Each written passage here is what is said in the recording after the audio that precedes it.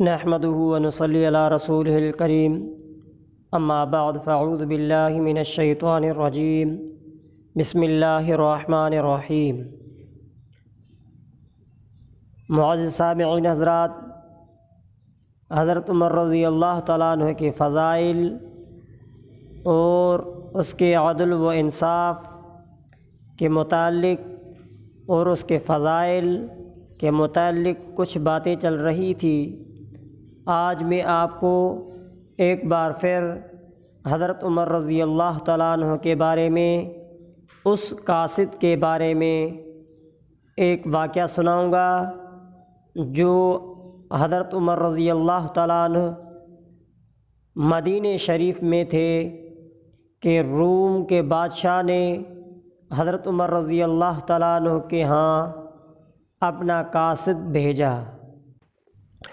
روم کا قاصد جب مدینہ شریف پہنچا تو اس نے صحابہ رضی اللہ تعالیٰ عنہ اجمعین سے لوگوں سے دریافت کیا کہ خلیفۃ المسلمین کا محل کہاں ہے۔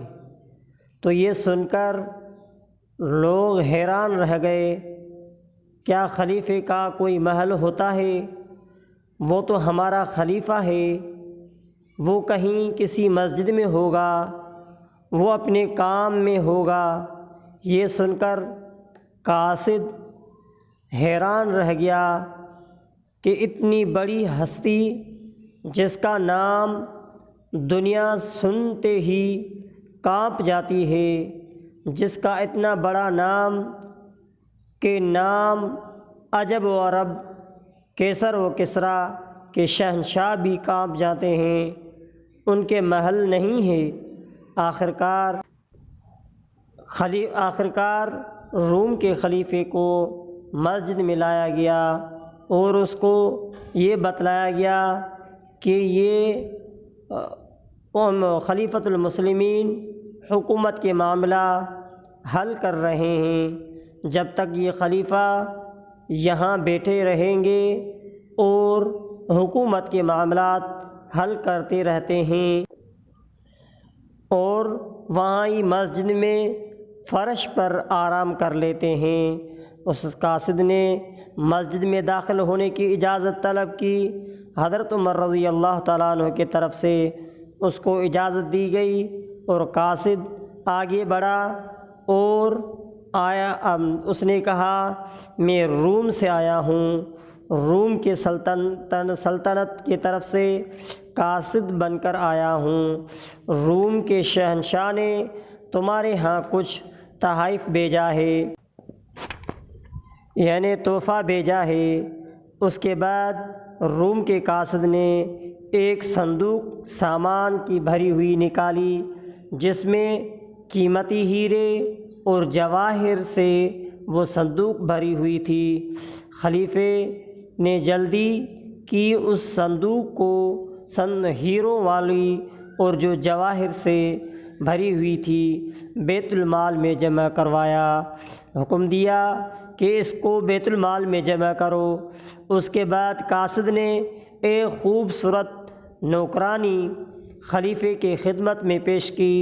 اس نے کہا کہ یہ ہماری بڑی خدمتگار، ہمارے بادشاہ کی بڑی خدمتگار نوکرانی ہے، یہ آپ کے خدمت کے لیے بھیجا ہے۔ حضرت عمر فاروق رضی اللہ تعالیٰ عنہ نے اس کے ساتھ ایک غلام بیٹھا ہوا تھا، اس کے طرف دیکھا اور اس غلام نے جب اس کو کہا گیا کیا آپ کو یہ پسند ہے، تو اس غلام نے نوکرانی کو جب دیکھا تو تھوڑا سا ہنسا، اور حضرت عمر رضی اللہ تعالیٰ عنہ نے فرمایا، کیا یہ لونڈی آپ کو پسند ہے؟ تو اس نے کہا ہاں، اور حضرت عمر رضی اللہ تعالیٰ عنہ نے کہا، جا اس کو لے کے جا اور اس کو مسلمان کر، اور مسلمان ہونے کے بعد اسے نکاح کر۔ اور یہ نوکرانی اس کے قاصد کی نوکرانی جو شہنشاہ بادشاہ نے بھیجی تھی، یعنی جو بادشاہ نے بھیجی تھی، اس کو حضرت عمر رضی اللہ تعالیٰ عنہ نے اپنے غلام سے نکاح کروایا۔ اس کے بعد قاصد نے ایک چھوٹی سی شیشی حضرت عمر رضی اللہ تعالیٰ عنہ کی خدمت میں پیش کی اور کہا کہ اس میں قیمتی عطر ہے، یعنی خوشبو ہے جو کپڑے پہ لگائی جاتی ہے، تو اس کپڑے سے جب تک وہ پھٹ نہ جائے، ختم نہ ہو جائے، تب تک اس کی خوشبو نہیں ختم ہو جاتی۔ تو حضرت عمر رضی اللہ تعالیٰ عنہ نے اس عطر کی شیشی کو مسجد نبوی کے گارے یعنی کیچڑ مٹی میں ڈال دیا اور اس نے کہا جب تک لوگ مسجد میں آتے رہیں گے اس کے خوشبو کا مزہ لیتے رہیں گے۔ وہ قاصد یہ سارا معاملہ دیکھ کر حیران رہ گیا، کہا کہ یہ کون سا حاکم ہے، کون سا خلیفہ ہے جس کے پاس کوئی چیز کی قیمت نہیں۔ اس کے بعد قاصد نے ایک دوسری شیشی نکالی جس میں خطرناک تیز زہر تھا۔ اس نے کہا یہ ایک خطرناک قاتل زہر کی شیشی ہے۔ حضرت عمر رضی اللہ تعالیٰ عنہ نے فرمایا یہ کس کے لیے ہے؟ قاصد نے کہا اپنا کوئی جانی دشمن ہو اس کے لیے ہے۔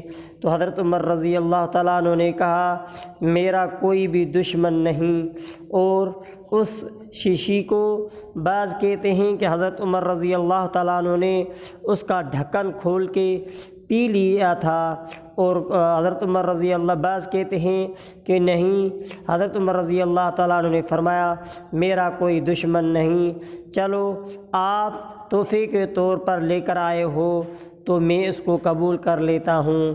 واللہ اعلم۔ جب یہ رومی قاصد سب تحائف پیش کر چکا تو اس حیران میں رہ گیا کہ سارا مال بیت المال میں عجیب سا خلیفہ ہے، سارا کا سارا مال بیت المال میں جمع کروا دیا، اپنے لیے کچھ بھی نہیں رکھا، حتیٰ کہ عطر کی شیشی بھی نہیں رکھی۔ جب کوئی چیز اپنے لیے نہیں رکھا تو اس کے بعد قاصد نے کہا اگر یہ شخص امت المسلمین کا خلیفہ نہ ہوتا، یعنی یہ بادشاہ نہ ہوتا، تو روم کا بادشاہ کبھی بھی اس کے لیے طائف وغیرہ نہیں بھیجتا۔ اور خدا کی قسم یہ ایسے خلیفے جن کو دنیا کی کوئی پرواہ نہیں ہوتی اور لوگوں کا کوئی خوف نہیں ہوتا، جس کو اللہ کا خوف، اس سے دنیا ہی ڈر جاتی ہے، دنیا کے بادشاہ ہی ڈر جاتے۔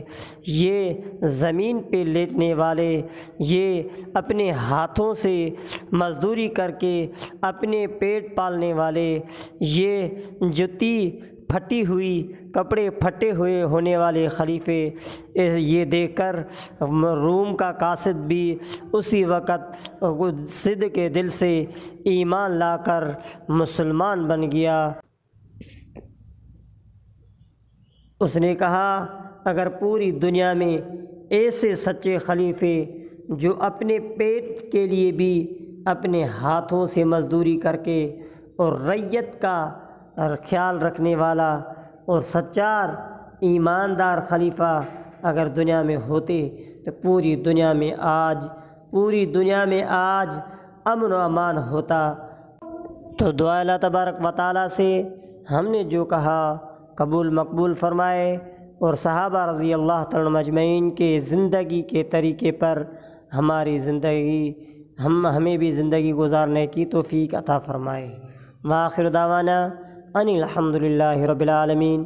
اگر آپ نے ہمارا یوٹیوب چینل سبسکرائب نہیں کیا تو سبسکرائب کریں، شیئر کریں، لائک کریں، کمنٹ میں اپنی رائے ضرور بتائیں۔